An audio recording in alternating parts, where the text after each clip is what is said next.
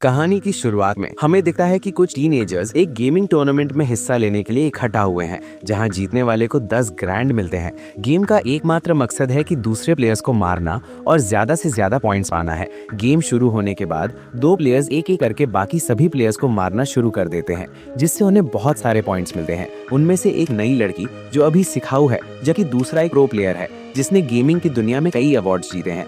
जैसे ही भीड़ चीयर करती है, अनुभवी अपने एक्सपीरियंस का इस्तेमाल करता है और लीड में आ जाता है। लेकिन नई लड़की के पास अभी भी एक चालाकी है। वो इम्पल्स 9 नाम की एनर्जी ड्रिंक की एक बोतल निकालती है और उसे एक ही बार में पी जाती है, जिससे उसे न केवल एनर्जी मिलती है बल्कि टाइम भी 100 गुना धीमा हो जाता है। इस पावर से वो अनुभवी लड़के सहित सभी प्लेयर्स को देखते ही मार देती है। लड़की आखिरकार टूर्नामेंट जीत जाती है और अपने बॉयफ्रेंड के साथ सेलिब्रेट करना शुरू कर देती है। लेकिन उसे क्या पता था कि उसका एक्साइटमेंट सबसे बुरे तरीके से खत्म होने वाला है। एनर्जी ड्रिंक की बोतल जमीन पर गिरकर टूट जाती है, जिससे लड़की असलियत में वापस आ जाती है। और जब वो ऐसा करती है तो वो खुद को 3 बच्चों के साथ एक बड़ी लड़की के रूप में पाती है। मामले को और भी बुरा बनाने के लिए वो एक टूटे फूटे घर में रह रही है, जिसमें बिजली और मॉडर्न सामान नहीं है। बाहर दुनिया एक बंजर जमीन बन गई है और सांस लेने के लिए ऑक्सीजन भी जहरीली हो गई है। इसके बाद हम टूर्नामेंट से कुछ दिन पहले लड़की वैल हर्नांडेस के इंट्रोडक्शन के साथ वापस जाते हैं। वो एक बिंदास उभरती हुई FPS गेमर है, जिसका जीवन का एकमात्र सपना प्रोफेशनल गेमर बनना और इससे अपना गुजारा करना है। साल 2017 है और वैल अपने तलाकशुदा पिता कार्लोस के साथ रहती है। एक दिन वो वैल को एक डाइनर में जॉब इंटरव्यू के लिए सेट करता है और वो बिना मन के फॉर्मल्स में घर से निकल जाती है। बाहर उसका बॉयफ्रेंड इवान उसे अपनी कार में लेने आता है। उनके जाने के बाद वैल जल्दी से पीछे अपनी ड्रेस बदलती है। पता चलता है कि वो अपना इंटरव्यू छोड़कर फील्ड ऑफ फायर नाम के गेम के टूर्नामेंट में जा रही है। ज्यादातर FPS बैटल रॉयल गेम्स की तरह फील्ड ऑफ फायर एक मल्टीप्लेयर गेम है, जहां मुख्य मकसद आखिर तक टिके रहना है। वैल को लगता है कि अगर वो पहला स्थान जीत जाती है तो वो बहुत सारा पैसा कमा सकती है और अपने लिए गेमिंग कंप्यूटर बना सकती है। हालांकि ये बताकर इवान उसका एक्साइटमेंट शांत करता है कि रॉय नाम का एक अनुभवी प्रोफेशनल गेमर टूर्नामेंट में सरप्राइज अपीयरेंस देने वाला है। जल्द ही दोनों कंपटीशन के लिए अरीना में पहुंचते हैं और रॉय को अपने फैंस के साथ तस्वीरें लेते हुए देखते हैं। पहला मैच शुरू होने से पहले इवान अपनी गर्लफ्रेंड को याद दिलाता है कि उसे बहकना नहीं चाहिए और सिर्फ फाइनल के लिए क्वालिफाई करने पर ध्यान देना चाहिए। हालांकि वैल की नजरें घमंडी रॉय को हराने पर टिकी हैं। थोड़ी देर बाद सभी खिलाड़ी अपने कंप्यूटर पर बैठ जाते हैं और खेल शुरू हो जाता है। वैल शुरू में ही बढ़त बना लेती है, लेकिन रॉय बिना ज्यादा मेहनत किए उसे पकड़ लेती है। वो गेम के बीच में भीड़ से भी बात करता है। उसका कॉन्फिडेंस इतना ज्यादा है। इसका फायदा उठाकर वैल कुछ पॉइंट्स लेती है और जीतने की कगार पर होती है, लेकिन गेम खत्म करने के बजाय वो ग्लोरी किल करने का फैसला करती है। प्लान जल्दी ही उल्टा पड़ जाता है और रॉय पलक झपकते ही उसे बाहर कर देता है। इसके बावजूद वैल अगले दिन होने वाले फाइनल के लिए क्वालिफाई कर लेती है।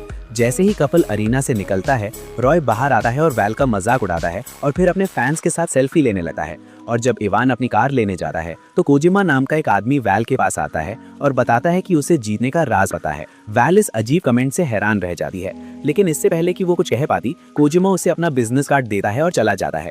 जब वैल घर पहुंचती है तो वो पूरी कोशिश करती है कि कोई आवाज ना करे, लेकिन उसके पिता उसे रंगे हाथों पकड़ लेते हैं। कोई चारा ना होने पर वो उसे सच बताती है कि वो दिन में कहाँ थी, जिससे कार्लोस और भी गुस्सा हो जाता है। फिर वो उसे अगले दिन डाइनर में जाकर जॉब इंटरव्यू के लिए भीख मांगने का ऑर्डर देता है। हालांकि वैल कहती है कि टूर्नामेंट का फाइनल भी अगले दिन है, जो उसके भविष्य के लिए ज्यादा जरूरी है। और दूसरे पेरेंट की तरह कार्लोस उसे समझाने की कोशिश करता है कि ऑनलाइन गेमिंग का कोई भविष्य नहीं है, लेकिन जिद्दी वैल उसे अनदेखा कर देती है और अपने कमरे में चली जाती है। थोड़ी देर बाद वो दिन में पहले गेम के बारे में पॉडकास्ट देखती है और गुस्सा हो जाती है कि रॉय ने पहली पोजीशन ली। तभी उसे कोजिमा का बिजनेस कार्ड याद आता है और उसे याद आता है कि वो जीतने के सीक्रेट के बारे में बात कर रहा था। इसलिए बदले और जीतने की इच्छा से भरकर वो दिए गए पते पर जाने का फैसला करती है। जल्द ही वो गोल्डन सॉसर पहुंचती है, जो एक गेमिंग कैफे निकलता है। अंदर कुछ लोग अपने कंप्यूटर और कंसोल पर वीडियो गेम खेल रहे हैं। जल्द ही कोजिमा उसके पास आता है और उसे बैठकर एक गेम खेलने के लिए कह रहा है। वैल अभी भी कंफ्यूज्ड है कि कोजिमा ने उसे बिजनेस कार्ड क्यों दिया, लेकिन फिर भी वो गेम खेलने की कोशिश करती है। वो गेम को सबसे मुश्किल लेवल पर ले जाती है और लेवल पूरा करने में उसे परेशानी होती है। ये देखकर कोजिमा उसे इम्पल्स 9 नाम की एनर्जी ड्रिंक देता है। हालांकि वो उसे बताता है कि ये कोई आम एनर्जी ड्रिंक नहीं है। उत्सुक होकर वैल ड्रिंक का एक छोटा सा घूंट लेती है और अचानक जो कुछ भी उसे दिखता है वो स्लो मोशन में चलने लगा है। नतीजतन वो गेम जो कुछ समय पहले खेलना नामुमकिन था, अब उसके लिए बहुत आसान हो गया है। अचानक पलक झपकते ही वैल जाग जाती है और खुद को कोजिमा के सामने टेबल पर बैठी पाती है। जब वो पूछती है कि क्या हुआ था, तो वो बताता है कि इम्पल्स 9 जो भी इसे पीता है उसके लिए टाइम बढ़ा देता है और वैल को ड्रिंक पिए हुए 1 घंटा हो गया है। वो ये भी बताता है कि कितना टाइम बढ़ाया गया है, ये एनर्जी ड्रिंक की क्वांटिटी पर निर्भर करता है। इसके बाद कोजिमा एक बोतल के लिए $5000 मांगता है, जिससे वैल चौंक जाती है। वो सोचने लगती है कि टूर्नामेंट में हिस्सा लेने के लिए ड्रिंक का इस्तेमाल करना शायद चीटिंग हो सका है। लेकिन तभी कोजिमा को रॉय का कॉल आ रहा है और पता चलता है कि वो भी गेम जीतने के लिए इम्पल्स 9 का इस्तेमाल करता है, इसीलिए दूसरे गेमर्स ने उसे अनबीटेबल कहा है। ये जानने के बाद वैल आखिरकार इम्पल्स 9 की बोतल खरीदने का फैसला कर लेती है। अगले दिन अरीना में वैल इम्पल्स 9 की बोतल निकालती है और उसे अपने कीबोर्ड के पास रख देती है। गेम शुरू होने से पहले वो एनर्जी ड्रिंक का एक छोटा सा सिप लेती है, फिर अल्ट्रा स्लो मोशन का इस्तेमाल करके वो कुछ देर के लिए लीडर बोर्ड पर छा जाती है। ये देखकर रॉय भी कुछ इम्पल्स 9 पीता है और रैंक में ऊपर चढ़ने लगता है। आखिरकार टॉपर पहुंच जाता है। इससे वैल हताश हो जाती है, इसलिए वो नतीजे की परवाह किए बिना एनर्जी ड्रिंक की पूरी बोतल पी जाती है।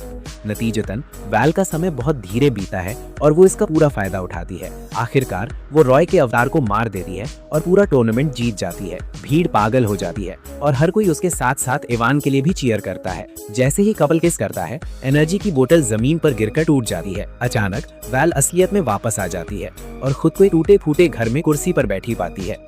वो एक बच्चे को पकड़े हुए है और थोड़ी देर बाद इवान फटे और गंदे कपड़े पहने कमरे में आता है। वो बच्चे को सुला देता है और वैल को तैयार होने के लिए कहता है।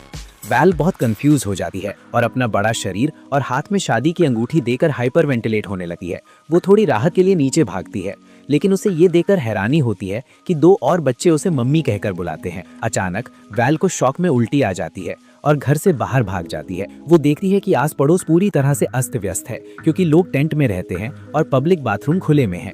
यहाँ हमें आखिरकार पता चलता है कि वैल एक पल में अपनी जिंदगी के 10 साल छोड़कर साल 2029 में पहुंच गई है। इसके अलावा जिस शहर में वो रहते हैं वो बड़ी दीवारों से घिरा हुआ है, जो उसे चारों ओर की बंजर जमीन से अलग करते हैं। बंजर जमीन में खतरनाक जीव डेथ लिजर्ड्स रहते हैं, जो इंसानों पर हमला करने के लिए बदनाम है। इस वजह से शहर के लोग रेगुलर शिफ्ट में गेट पर पहरा देते हैं। इसके अलावा पता चलता है कि जिन लोगों ने पहले बहुत ज्यादा इम्पल्स 9 पी लिया था, अब वो जाग रहे हैं और उन्हें पल्सर्स कहा जाता है। इसका नतीजा ये हुआ कि लोग बिना किसी याद के कई साल बाद की असलियत में वापस आ गए, जिससे पूरी दुनिया में तबाही और अफरा तफरी मच गई।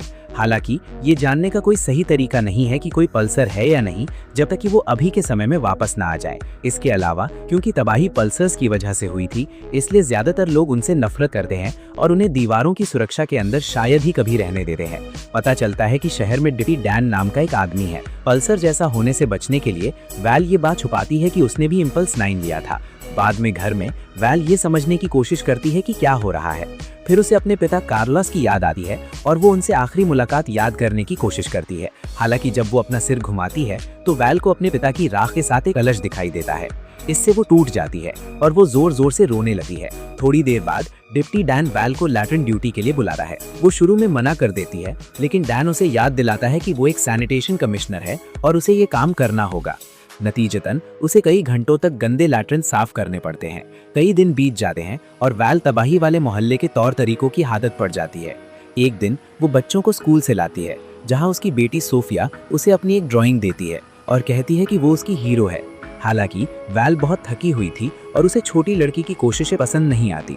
घर पहुंचने पर वो देखती है कि इवान बिजली ना होने की वजह से गेम कंसोल चलाने के लिए साइकिल चला रहा है। वैल को हैरानी होती है कि वो गेम असल में उसका पसंदीदा गेम है, फील्ड ऑफ फायर। इवान के एक सोशल गैदरिंग में जाने के बाद वैल और बच्चे देर रात तक गेम खेलना शुरू कर देते हैं।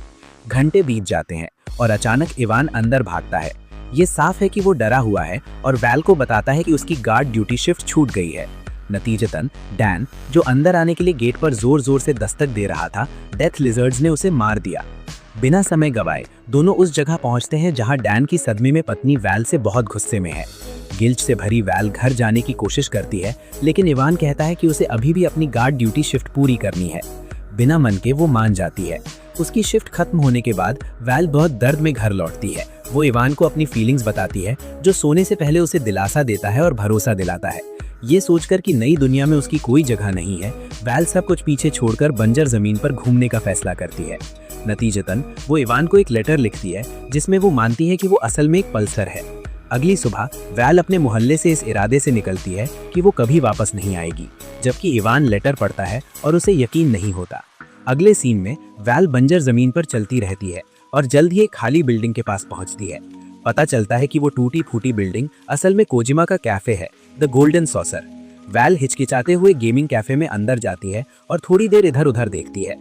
उसे हैरानी होती है कि कोजिमा काउंटर से बाहर निकलता है, लेकिन उसे लगता है कि कुछ गड़बड़ है। उसे एहसास होता है कि कोजिमा एक दिन भी बूढ़ा नहीं हुआ है, लेकिन वो ये नहीं बताता कि कैसे। जब दोनों बात करते हैं तो कोजिमा को पता चलता है कि वैल एक हफ्ते पहले ही ठीक हो गई थी और वो मानता है कि इम्पल्स 9 ड्रिंक की वजह से बहुत सी जिंदगियां बर्बाद हो गई। हालांकि उसके पास उसे उन सभी परेशानियों से छुटकारा दिलाने का एक प्लान है जिनका वो हाल ही में सामना कर रही है। कोजिमा इम्पल्स 9 की एक बड़ी बोतल निकालता है और उससे कहता है कि इसे पी लो, और अगर वो पी लेती है तो वो कभी इस दुनिया में वापस नहीं आ पाएगी। ऐसा इसीलिए है क्योंकि वो भविष्य में सैकड़ों साल आगे जाएगी और तब तक वो मर चुकी होगी। कोजिमा ये भी सुझाव देता है कि वो इसे लेते समय अपना पसंदीदा गेम भी खेले।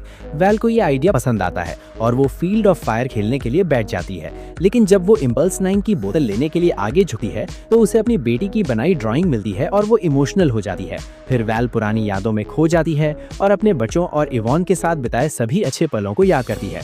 नतीजतन वो एनर्जी ड्रिंक पीने का अपना प्लान छोड़ देती है और इसके बजाय अपने परिवार से मिलने के लिए कम्युनिटी में वापस चली जाती है।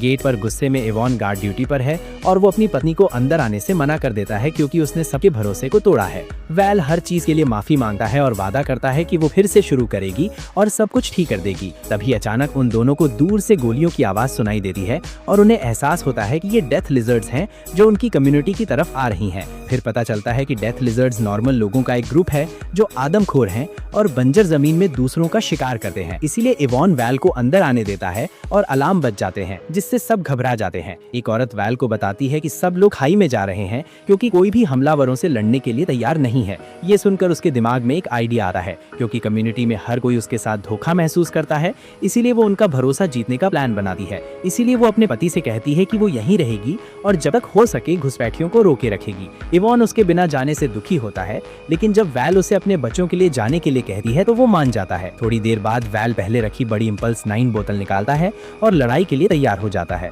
डेथ लिजर्ड्स भी गेट से अंदर आती हैं, तबाही मचाने के लिए तैयार। फिर पता चलता है कि डेथ लिजर्ड्स का लीडर कोई और नहीं बल्कि खुद रॉय है। दोनों तुरंत एक दूसरे को पहचान लेते हैं और रॉय बताता है कि वो कुछ साल पहले असलियत में वापस आ गया था और अब वो एक वहशी लीडर बन गया है जो जिसे चाहे मार सका है। लेकिन उसकी धमकियों के बावजूद वैल पर कोई असर नहीं होता। पता चलता है कि उनके आने से पहले ही उसने एनर्जी ड्रिंक पी ली थी, जो तब साफ हो जाता है जब वो रॉय की तरफ खाली बोतल फेंकी है। अचानक वैल स्लो मोशन में आ जाती है और गैस के कनस्तरों में से एक पर गोली चला देती है जिससे हमलावर उड़ जाते हैं। एक भयानक गोलीबारी शुरू होती है और वैल लगभग सभी को मार गिराने में कामयाब हो जाती है। बदकिस्मती से जमीन पर गिरने से पहले उसके पेट और कंधे में गोली लग जाती है। अचानक रॉय बाहर आता है और वैल पर गोली चलाता है लेकिन चूक जाता है। मौके का फायदा उठाकर वो जवाबी गोली चलाती है और रॉय को मार देती है। इसके बाद वो अपनी आखिरी सांस के साथ एक फ्लेयर छोड़ती है जिससे इवॉन को सिग्नल मिलता है कि कम्युनिटी बच गई है।